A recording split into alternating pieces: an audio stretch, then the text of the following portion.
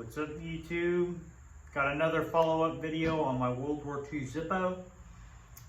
There's a few things I didn't mention about it. However, I also just wanted to film this as a testament to veterans in general. I'm going to be lighting up this cigarette in memoriam of veterans with a World War II Zippo that was owned by a World War II veteran. So we're first going to go ahead and light this cigarette.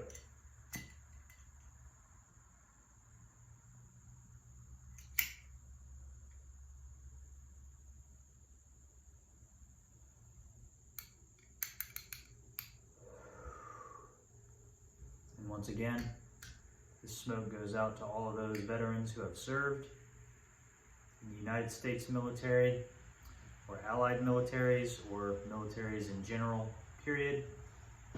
Especially during such a major conflict as World War II. And that camera is not quite angled the way I want it. There we go.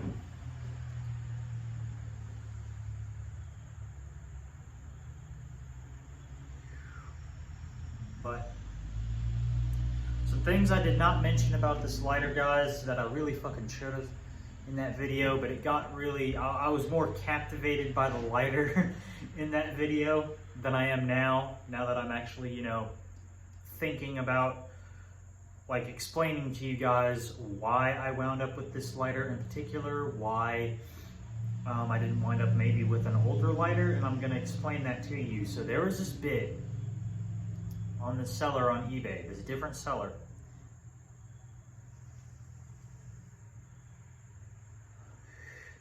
And both Zippo Fanatic and Jeremy clarified that this was a 100% legit 1935 Zippo. However, it did not, it had a hinge like this on the inside. So what happened was, and it also had a 14 barrel, or 14, not barrel, hinge, 14 hole chimney in there that was brass, and nickel plated brass.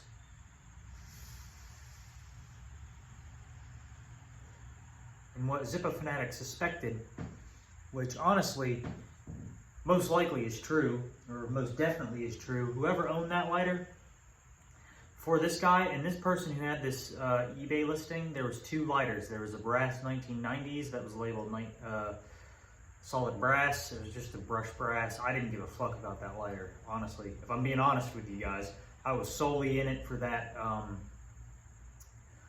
1935.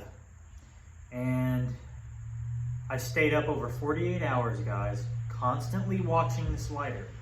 I was like, I gotta get this for my channel. This will be like literally one of the best videos that I will be able to do. However, I did realize, I was like, yo, this is such a rare lighter that there's a possibility that someone's gonna bid snipe me literally at the last 10th of a second, just $1 over my max bid.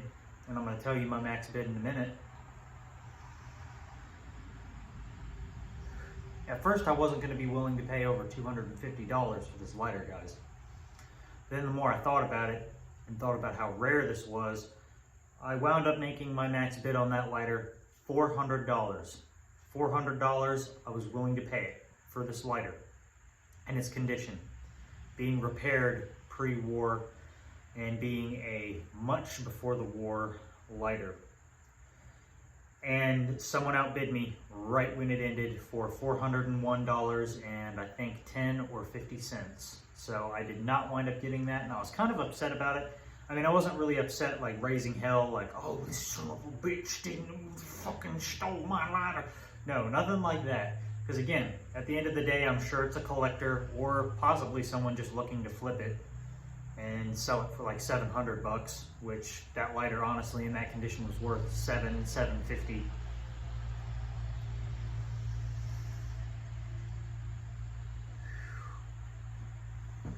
But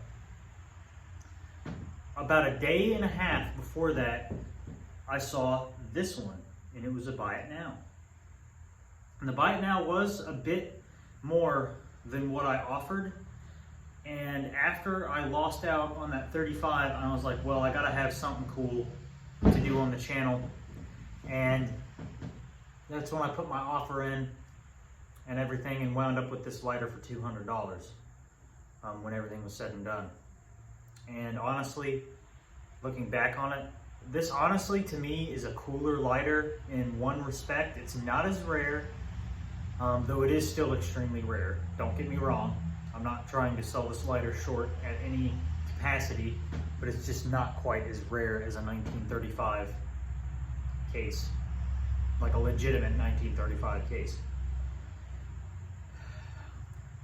But it's cooler for the fact that it was used during the war and was used well after, and was basically used all the way and still being used right now. Now, there is one slight issue with this lighter. Again, the hinge is ridiculously loose, like it's looser than my brass armor was.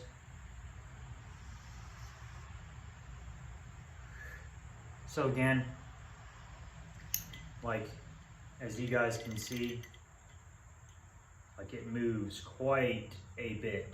But again, this is the original hinge pin and stuff like that. And again, the reason why I want to take this to Zippo in person is like, well, when you close it like this, and that has something to do with the cam spring.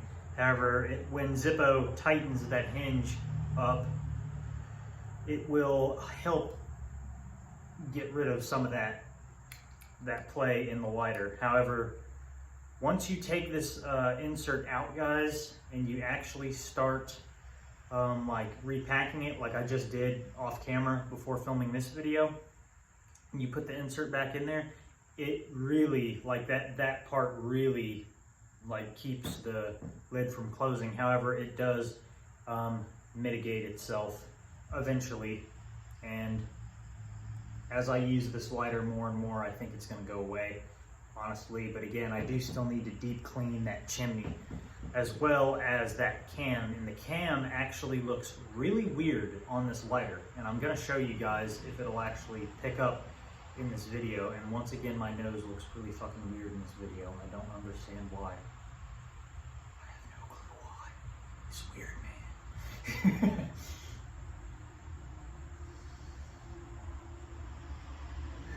But I definitely am going to get this hinge tightened. However, again, I don't trust mailing this in the mail right now at all. Like literally, and this lighter is so, like, I'm so attached to this lighter, I would not even mail it in. I would wait until next time I'm up in Bradford, which I will at some point in my life in the future be up in Bradford. So I'm just going to have to use it with a loose hinge, which I'm sure it's had this loose hinge for decades now.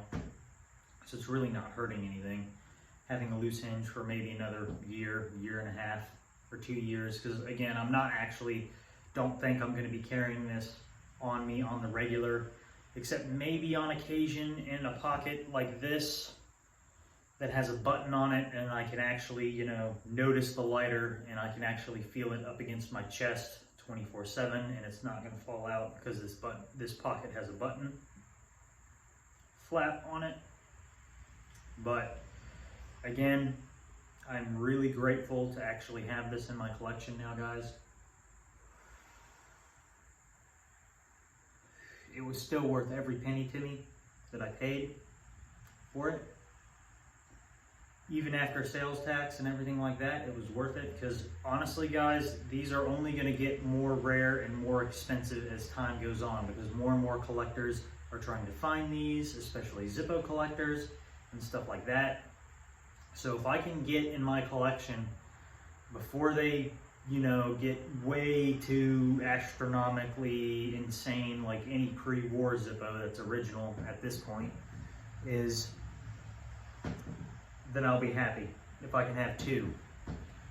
Like one that I can feel good using, and one that's in fairly good condition.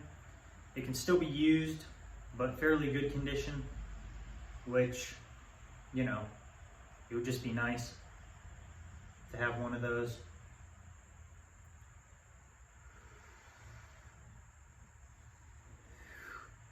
But again, I'm just glad to have one in general, because again, if I never find another one that I can ever afford to pay for. However, again, this is evidence that I will, because ultimately, if I had not bid on that lighter, that 1935, and I had not bought this, I would have been able to get a almost new old stock one of these that had its entire finish on it, and it maybe has been used once or twice during the war, like literally, and then was just put back, had the flint removed out of it, and was never used after that. One sold on eBay, I think. It's been 2 or 3 months ago now. But again, it's very hard nowadays, guys. I'm just going to tell you now to find a good deal on a Zippo this old on eBay, because all the Zippos I see on eBay now literally are either from Japan for whatever reason. I don't know if they killed a Marine in World War II and it was their grandfather's war trophy or something like that, and they're wanting like $1,500 for it. And I'm sitting there thinking, that lighter is not worth anywhere near $1,500. Like, the only lighter I would be willing to even consider paying that for would be a 32/33. Really, it's a 33 tall. And that's it. I am not willing to pay $1,500 for a World War II Zippo. I'm sorry, I'm just not. Because it's not worth that.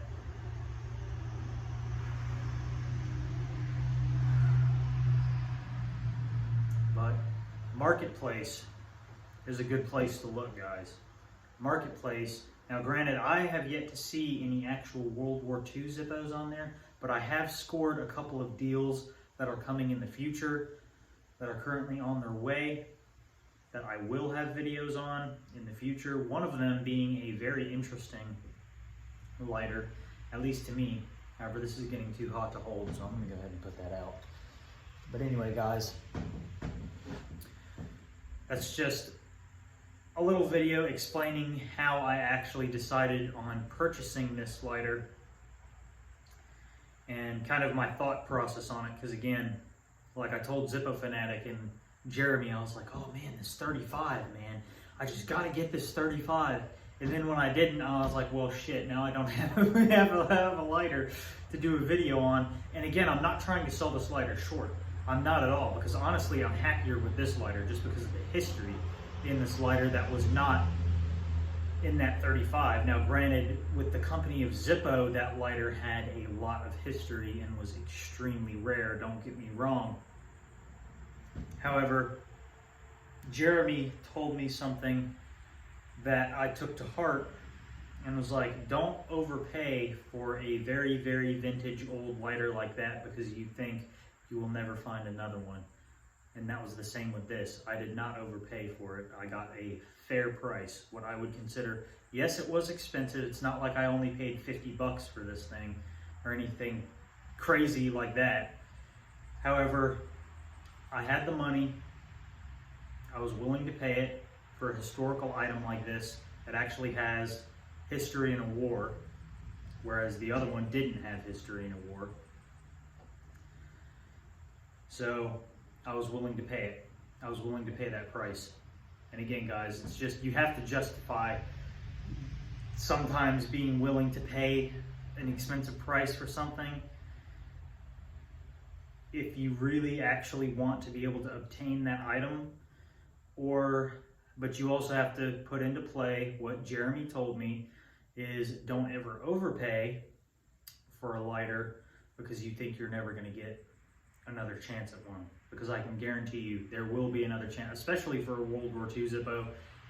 In this current market, there will be chances in the future, both for me to get another one as well as other people, most likely on Facebook Marketplace. That's where I'm mainly keeping an eye out, and I apologize for having to reach my arm up. I'm just getting rid of the low power mode on my phone.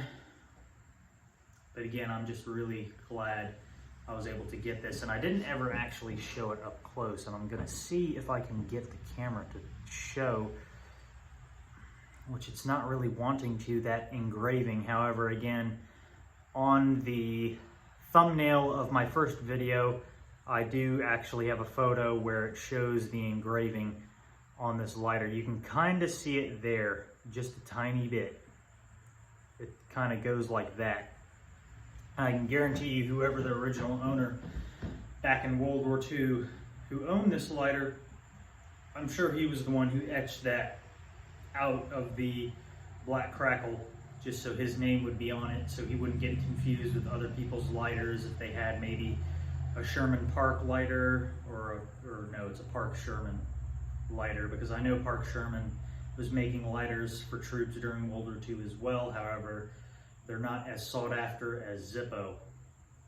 However, even during World War II, Zippo wasn't really that big, guys.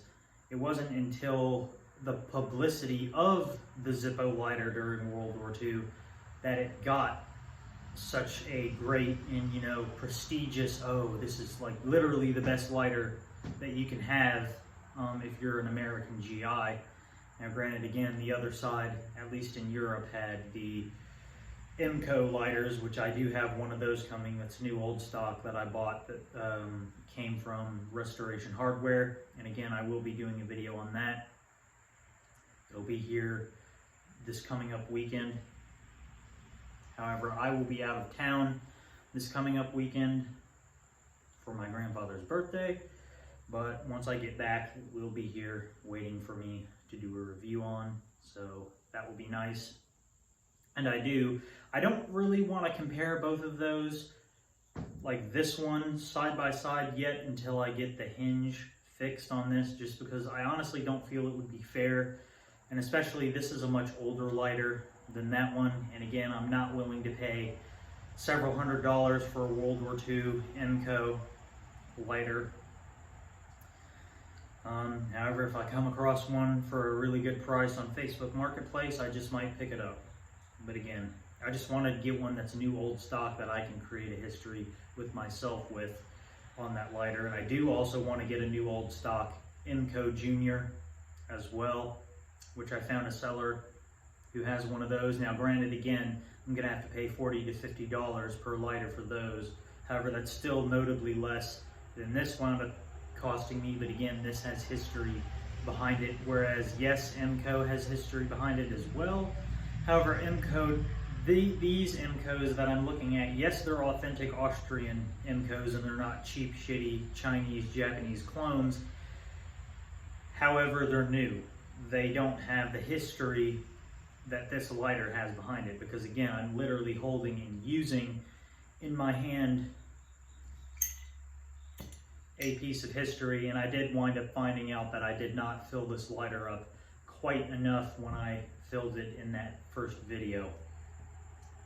But again, guys, this is just a fantastic piece of history. And as you guys can see, it is like you do have to kind of fiddle with the lid just a little bit after you've refilled it and put it back in there, because again, when you refill it and put it back in there, the lid's gonna actually have an angle to it and be exposing quite a bit of the chimney. However, the longer the insert is in there, the less that winds up happening, which I rather like. But again, honestly, I don't even have to really do anything to the cam once this insert has been tightened, or the hinge has been tightened. But I do want to show you guys on this lighter the weird looking cam, which I've never seen, and I don't think, unfortunately, yeah, I'm gonna have to show you at another time where there's better lighting, guys. But literally the cam, like modern cams on a Zippo, so let's say like this is the inside of your Zippo chimney, this is the cam. It just rides up like that, and then, or like, yeah, the cam spring rides up and then your cam is up here. This one is like this, like it has this weird bump in it, and then it rides up, and then there's the cam, the actual cam on the cam spring. So the cam spring on this is actually quite unique. I've never seen a cam spring like that ever on any lighter. But yeah, as you guys can see, that actually successfully closed.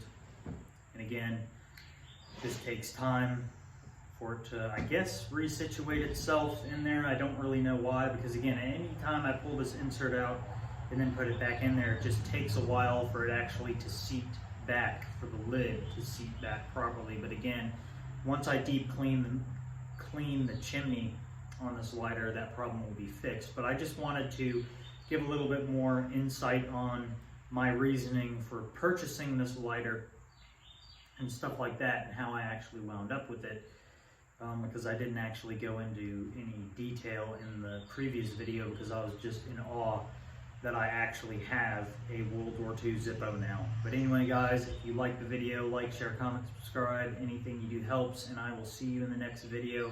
Most likely I'll have another video tonight, though I don't know. But anyway, I'll see you in the next video.